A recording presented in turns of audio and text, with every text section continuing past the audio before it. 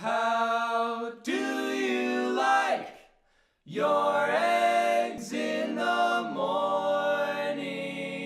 Well, I like mine in the afternoon.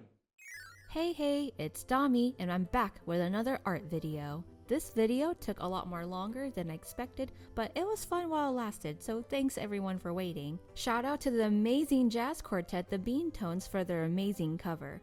Check out their video in the description box down below.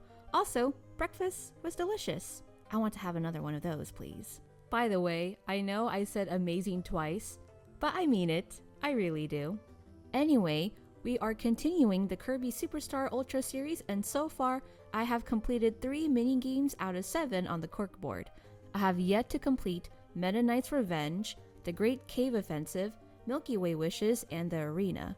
Since Superstar Ultra has more content compared to the original Superstar, I'll be opting out of Helper to Hero, Meta Nightmare, The Revenge of the King, and the True Arena. I just want to focus on the main 7 games. Plus, I want to create more book art of my other favorite games in the future. Alright, now it's time to scramble and get this cassette onto the shelf. I have plenty of sketchbooks, but out of all of them, it's nice to have one that's a punching bag. I don't feel too bad about making really crappy drawings in this notebook. It's great for taking really quick and sloppy notes. I mean, some sketchbook has to take one for the team. You get to see my very messy and shovel concept sketches of my previous ideas. On the side note, I don't have a proper art book just yet. Someday. But not right now. I'm sketching out the characters as a warm-up so I can get the hang of drawing them. It's a way of stretching before the big race. My pink notebook here used to be my journal where I wrote about my personal struggles as an artist. I also documented my art process and my thoughts during a project. Many of these past entries are still relatable in some ways, but I accepted these negative feelings over time. After gathering my references, I placed them all in my research channel on my server so I could have them in one place. I don't blame people who think Dynablade is Ho-Oh from Pokemon at first glance. They do have similar designs, especially with their rainbow motifs. To keep the lid of the cassette open at a 90-degree angle, I use blue tape to secure the sides. I'm forcing the cassette to sit up straight. No slouching! No one wants an angled cover.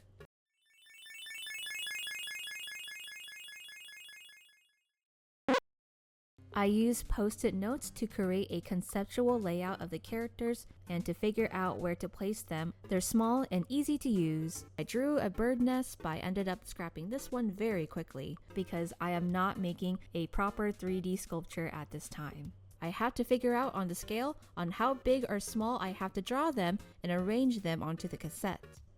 I'm drawing Kirby and the Dyna chicks based on this adorable cutscene! Look how cute! Here is the first sketch of the chicks. They're a little too big, so I have to draw them smaller. Here is my second sketch. This time, each chick has fun facial expressions and poses to make them act more wiggly. Babies and children are indeed very wiggly. Now look at the difference. Let's stick with the right one. We have a little story going on here, so let's move on to Dynablade. I want Dynablade to be the largest figure of this cassette because she is the center of attention. I mean, she is the boss of her own level. I want her to look menacing in scale and in attitude, so her wings will have to look majestic. Scale will be key to this particular cassette. I'm going to guess how big her wings will be and adjust from there. What's nice is that I can easily move these post-its around so I don't have to keep redrawing Dynablade. Now to figure out where I can place her on this piece of plastic. This will do. Now let's sketch the title card and the background.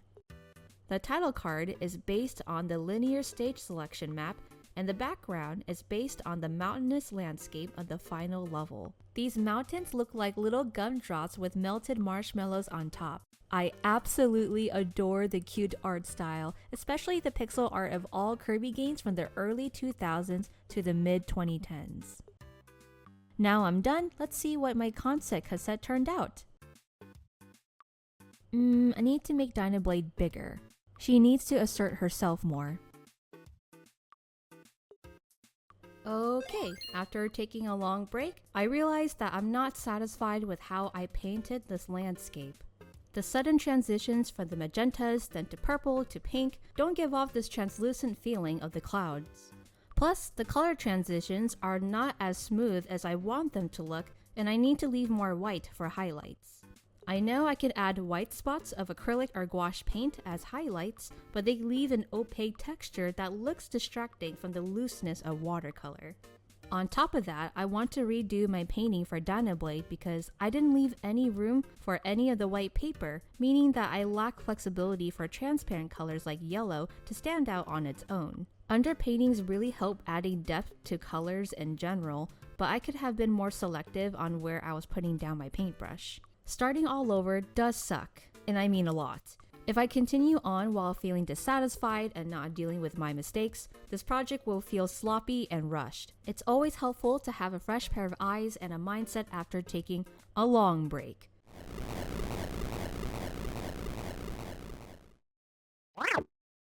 These sketches are a major improvement compared to my previous drawings. Regret is a very strong emotion, so I'll thank myself later for redoing my drawing. The characters are much more expressive, and my title cards are more coherent with the game.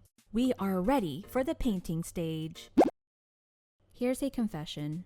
My videos are not intended on how to make these dioramas, but to document and share my work process. I'm not the best at explaining what colors I use exactly because I really concentrate while I paint.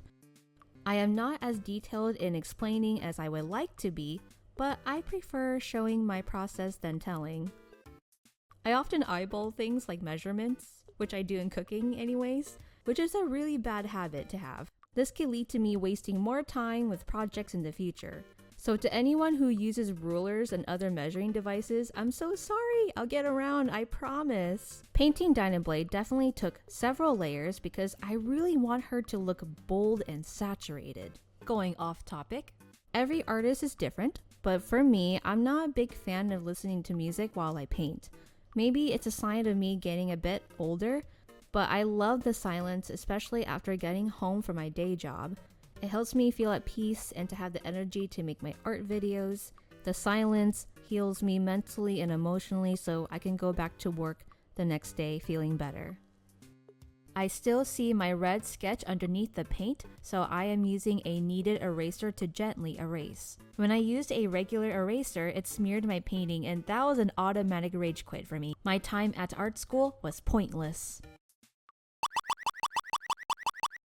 While working on the new title card, I knew I couldn't fit the original logo, so I only painted the star of the show while incorporating the stage path from the linear map. The one detail I wish I added to the logo is a feather, since there was a cutscene when you see a feather falling from the sky. Ugh, just another missed opportunity. In the same cutscene, Dyna blade sliced through the hills in the background, so I included that detail as well. I want the landscape to be easy on the eyes and not too visually cluttered. Here's my favorite part, painting the sky with Phthalo blue. Okay, wait a minute. Is it pronounced Phthalo blue? I actually googled how to pronounce this color, and it's pronounced as follow blue. I love painting the sky with follow blue. I hope I pronounced that right. What I like about follow blue is how tint it is and how versatile it is to mix with other colors. I often use this color for my palettes, especially when painting the sky, and it provides great transparency. Sorry, I sound like I'm really tripping on my words there. I trip over my words so much, I try really hard to not stutter. Pretty much a skill issue. Whenever I paint landscapes or clouds, I always think of Studio Ghibli. We're not talking about the AI in this household, by the way. As I praise their storytelling and their characters, their world building, their landscapes are truly their specialty. It's the real cherry on top of their movies. So after beating their mother to the ground, Kirby will take these chicks away. Now it's time to paint these little chicken nuggets. Long story short, I forgot to press record on my phone to film my time-lapse, so I'm already on the rendering stage. I'm going to throw on some lemon yellow to make them look more saturated and bright. Since purple is on the opposite side of the color wheel, or across to yellow, it will add more depth and contrast to the chicks. In this case, purple is the better alternative than just black outlines. If I use blatantly black outlines for both the chicks and the nest, it will make my drawing look more flat. To add a little bit more blue to their eyes really makes them feel more alive and animated. Now, the babies are done and ready to be cut out. After 3 to 4 hours of cutting out the completed assets, now it's time to assemble. Here is my old artwork before I decided to redo them.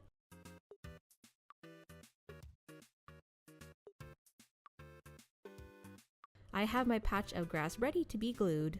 I am using crazy super glue with a precision tip to get the job done. I'm still clumsy while gluing, but not as messy. I'm going to speak too soon here. This is actually the most soothing part of my process because I see my vision from the sketches and the concept work finally coming together. I folded my leftover watercolor Arches paper into little stands to give support. Also, Arches watercolor paper is very expensive, especially in this economy. I gotta make my money's worth. I glued the title card in. Just tap tap tap, just like you do with makeup. If you know, you know. I constantly washed my hands throughout the video to make sure that my dirty, savage hands don't ruin my work. It was a chore, but it was worth it.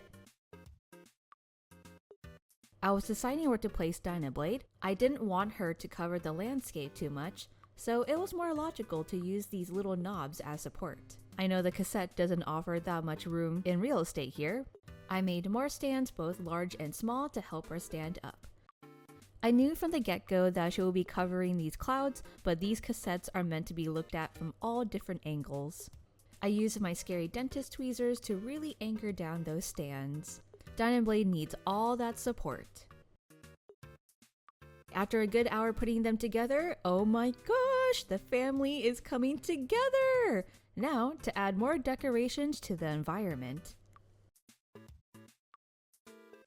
I added more layers here and more stuff over there. My dentist tweezers are saving the day here.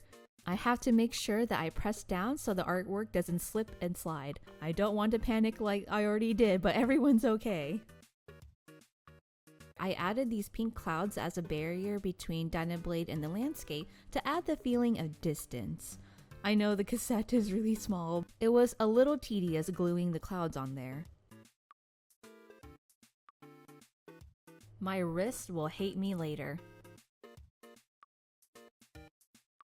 Now it's time to remove the artist tape so I can add a little hill and a cloud in order for the cassette to stand up straight. Again, no slouching here. I glue and tap my life away.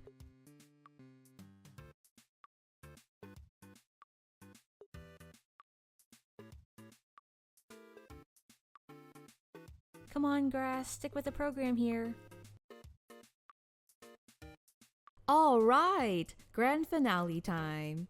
Although this cassette is not as detailed as my previous video, which I will link it down below, the size and scale definitely evoke the feeling of Kirby looking frightened by Dyna blade. I'm pleased with how Dyna blade is the focal point here because the rainbow wings help draw the eyes in. If I want to give myself a little critique, Kirby could have been a little bit smaller than the Dyna chick nest. With a size adjustment, it shows that Kirby is this puny, powerless character. Adding on to that, it's easy to visualize the proportions from smallest to largest and vice versa. I'm very proud of my colors and how everything is layered. Everything makes sense and I'm happy with the overall verdict. Great job, Dami. Welcome to my collection! My collection is growing, one cassette at a time. You look so good on top of my Trinitron. I'm very excited to make more cassettes and fill up a shelf someday. I don't think this Trinitron has enough room to get more. Oh, I almost forgot to add this detail here. At the beginning of this project, I was thinking about my transitions and I thought it would be really cool for me to try out Flipnote to make a little animation. I can't call myself an animator, honestly, considering that I never used Flipnote until now. I know, I'm pathetic, but I'm glad I got the chance. It was really fun to make. If you made it towards the end of my video, thank you so much for watching and supporting me. I never had so much fun with art in such a long time, and I'm very happy to go down this route of my art journey. My art journey has been really rough off camera, but everything I do here means a lot to me and it brings me so much joy, and I love sharing my process with other people. I can't wait to see you all in the next video. There'll be more gaming on the way, more cassettes, more book art, you name it. I just gotta do the work. And you know what? It's very fun work. So follow me on my socials, support me, and no words can express how grateful I truly am. Bye everyone, take care, see ya!